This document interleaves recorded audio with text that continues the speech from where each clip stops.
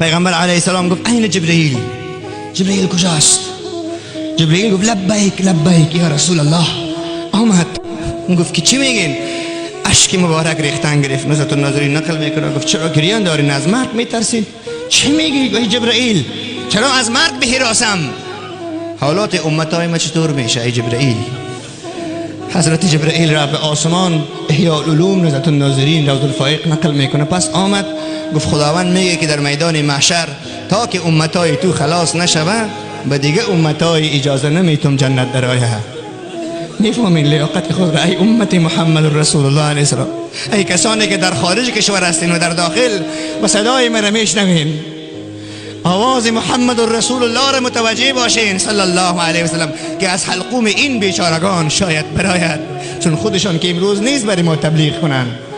حضرت پیغمبر صلی الله علیه و سلم جبرئیل گفت خوشحال شد، گفت آل چشمایم یخ شد که در میدان محشر امت ما پیش از همه امت ها داخل جنت می درآید. گفت این اسرائیل؟ اسرائیل کجاست؟ قبض کننده روح می آید. حضرت اسرائیل نزدیک شد پشت دروازه. حضرت جبرئیل گفت که مشکات شریف یک صفحه طویل حدیث است با وفات رسول کریم علیه السلام، خیلی زیبا. گفت که اسرائیل پشت دروازه آمده پرسان میکنه که اجازه است داخل بیایم جان نشانه بگیرم یا اجازه نیست. چقدر زیباست این حدیث مبارک. دارمی روایت میکنه آیا جان نشانه بگیرم یا نگیرم؟ اگر میگن نگیر من پس میرم نمیگیرم، اگر میگن بگیر من میگیرم. حضرت بی بی عایشه از حواس فهمید، گفت یا رسول الله علیه السلام خداوند شما را صحت بده.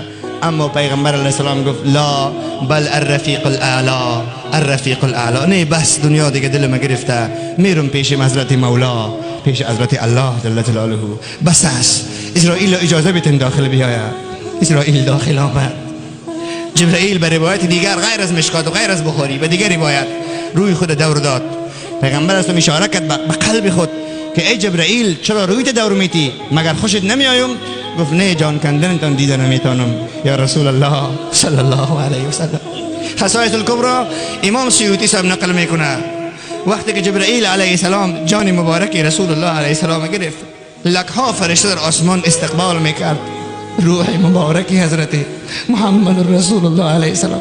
روزی که ما هم و تو هم از دنیا میریم واضح است که نه پیغمبریم و نه صحابه، گناهگاریم، ولی امید داریم که ما امتی او شهزاده او نازنین او سلطان پیغمبرها هستیم.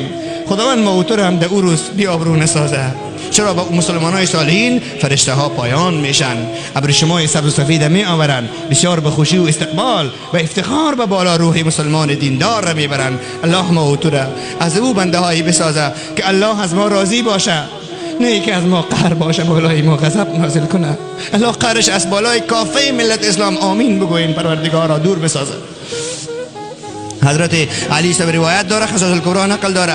و اسرائیل جان که گرفت بالا شد، جان خود کس نمیبینه جز ملائکه، که بالا شد گفت چیغ زد وا محمدا صلی الله علیه و آله و صحبه و سلم. بی بی عایشه روایت دارد شهر با شهر یک دفعه خوشبوی شد، از یک طرف زیر هیبت آمد، محمد مصطفی زیر زمین رفت، سری زمین بود زیر زمین رفت صلی الله علیه و سلم.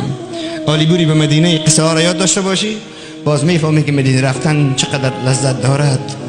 رفت پیغمبر علیه السلام، جان مردم یخ شد. حضرت عثمان درم به زمین افتید، گم شد، سلام کسی میره و علیکم گرفته نمیتونست، زبانش گرفت. حضرت عمر شمشیر کشید، والله اگر کس بگویه که محمد مصطفی مرده گردنش از تن جدا میکنم. رفته پیش خداوند مثل حضرت موسی واری پس می آید. مسلمان ها سعی که طرف حضرت عمر صاحب. حضرت ابوبکر از سوار شده آمد داخل حجره عایشه شد رضی الله عنها. یک ابریشم تکک سر روی مبارک افتیدگی تکر بالا کرد، از رخساره نازنین یک بوسه گرفت. تبت حیا و میتا، پاک است زنده و مرده پاک است ای رسول الله. بیرون برآمد که حضرت عمر گفته رئیس محمد مصطفی نمرده، هر کس گفت گردنش میبرم، منافقا میگه که مرده. حضرت ابوبکر زور بالای زور است دیگه، و عمر خاموش، اسکت یا عمر، ساکت باش، بشی اجلس. حضرت عمر است، زیر پای زمین لرزه میکرد در وقتی در شهر روم حمله کرده بود بالای کافرها. شیطان از سایه‌اش فرار میکرد. ولی او ابو بکر است دیگه. اجلس عمر، درم حضرت عمر نشست چپ کرد.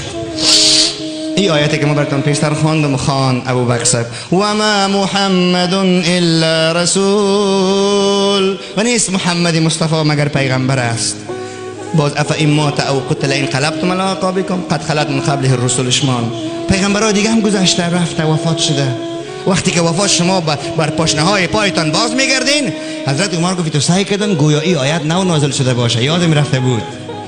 باور ما آمد که وا رسول الله علیه السلام وفات شده، پایم سوز شد، به زمین زوف کرده افتیدم. شهر با شهر هیبت گرفت، سیاست گرفت. آل دوشنبه است، بعد از پیشین است. مرض رسول الله علیه السلام دیگه در دنیا تیت شده، مسلمان ها از طرف است. یک صحابه به نام ابو زؤیب گفتنی است، گفت کسی برای من گفت که رسول الله علیه السلام مریض است. همون شب مرا خواب نبرد، همون شب دوشنبه مرا خواب نبرد تا صبح. دیگه شب سه شنبه خواب نمی برد مرا. پیغمبر خدا مریض است، فکر میکنه که مریض است. او وقت موبایل است برش کسی خبر بده. گفت از آسمان شب سه شنبه یک صدا آمد، الا قد قبض محمد. وفات شد پیغمبر صلی الله علیه و سلم. ابو زؤیب گفت دلم کفیده بود، دویدم به طرف مدینه منوره. آمدم که شهر خاموش است، مثل حاجیایی که گرد حرم شریف گریان میکنن، ذکر میکنن شما را خداوند بیت الله برسون. یک غمغم و زمزم است، همین تو هزار خانه سر و صدای گریه می آید. گفتم وا راستی اون آواز الهی بوده.